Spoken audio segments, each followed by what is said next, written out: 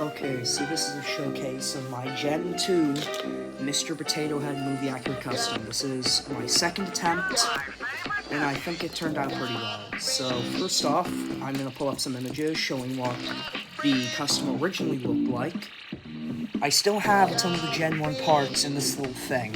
This is the Gen 1 nose. Compare that to Gen 2. Gen 2 is fairly accurate. Now, I still have some of the Gen 1 parts are still being used, such as the mouth. I have the original Gen 1 ears, but here they were way too small, which is why I've currently supplemented them with these 1980s Mr. Potato ears. I feel like 1980s was probably Gen 4 Mr. Potato Head. So, first off, I got these shoes. I don't know what they're from. I got them years ago when I was a kid.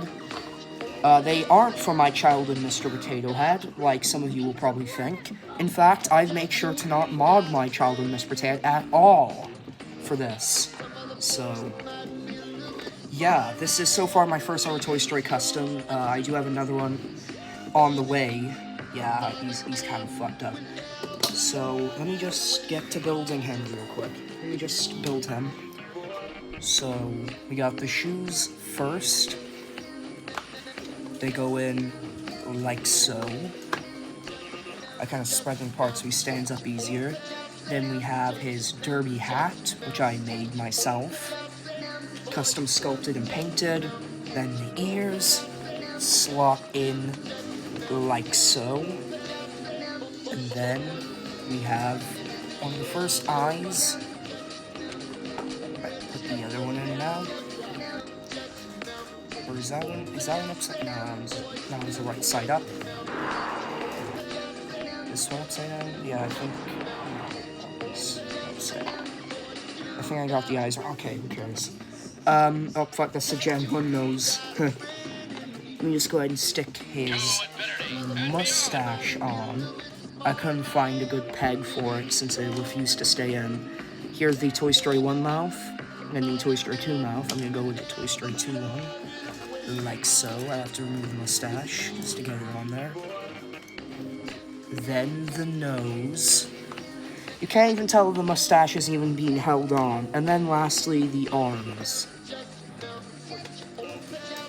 So yeah, this is what he looks like so far. Let me pull out my childhood Mr. Potato Head real quick. Accurate, not accurate. Unlike some Toy Story custom collectors, I'm not going to bitch about how the original isn't accurate, because technically, the movie isn't accurate to the toy.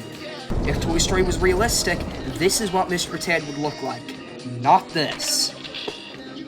But I could never modify him. He's my boy, practically. This is my first ever Mr. Potato Head. I think he came from my brother, I don't know. But yeah, the Gen 1 parts are all in here. The original mustache, nose, the eyes. I have sticky tape at the back. The sticky tape just came off. The Gen 1 eyes are there. And I think that's... Oh yeah, the eyebrows are in there, but I'm not going to pull them out because they're really small. Yeah, those are the Gen 1 parts compared to now. He's definitely upgraded. So, yeah. Hang on, let me... So, yeah, I do hope I did get my point across. Let me showcase Buzz real quick.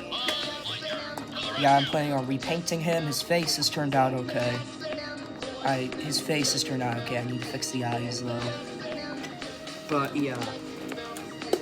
All you Toy Story fans don't got a point. This is accurate, this isn't. But that's okay. Because the reason why they didn't separate the eyes is because of safety concerns.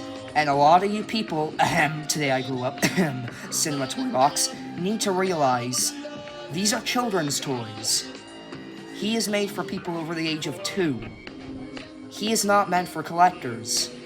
Which is why the Toy Story collection toy didn't have separate eyes either, because children were going to buy him, or parents were going to buy him. Then the kid would have removed the eyes, shoved them down his throat, boom, lawsuit.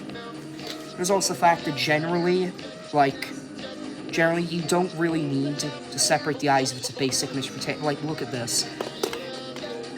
Look at this for a sec. I actually did mod him at one point to give him separate eyes, but I've long since rectified that. But technically, because of child safety concerns, they only gave him the one eye hole.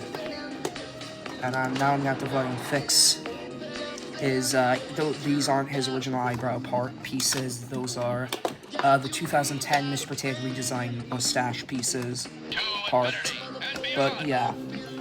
Today I grew up, and Cinema Toy Box, they bitch about these toys because they're not up to their standards. When, in reality, these aren't collector's toys. These are children's toys. And hearing him bitch about the new Mr. Potato because they didn't give him separate shoes is annoying. It gets annoying. Same thing with the new Buzz and Woody that they made. You get annoyed by that. It's irritating. That's all they seem to talk about. Closed mouth smile, open palm hands, separate eyes, separate shoes. I put off making a custom Mr. Potato for years because those people were annoying. This custom isn't inspired by Today I Grew Up, if you're wondering. It's inspired by the beautiful YouTuber Toys Noise. That guy's a legend, go subscribe to him. But, yeah, overall, my custom turned out pretty good. I'm proud of it. He looks good. He looks good on a shelf. I need to get new ears for him. The arms can possibly stay, because they're fine like that. I'm not complaining about them either. I'm not complaining about them because they're perfectly fine the way they are. So, yeah. Get ready for an update on Buzz, if I do make a video on Buzz. I actually did remove the soles of his feet because there was a name written on there that I'm gonna scrub off. Alright, see you in the next one, guys. Let me just go ahead. So, what you have to say, Indiana Jones, Mr. Potato Hat? No, that's copyright!